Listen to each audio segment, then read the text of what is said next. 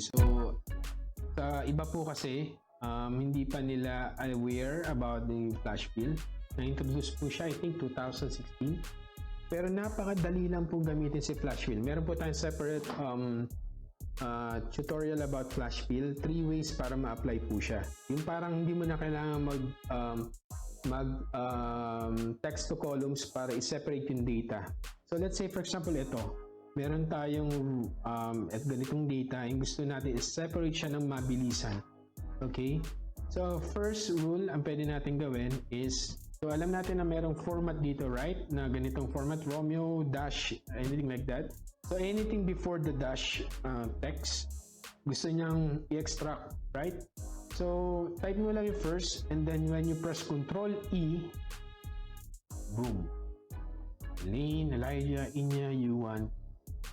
Tapos na siya. So, again, kung hindi po kayo ma-keyboard shortcut, all you have to do is just to click this one. And then, meron tayo ditong nasa yung flash fill. Ito, flash fill. Okay?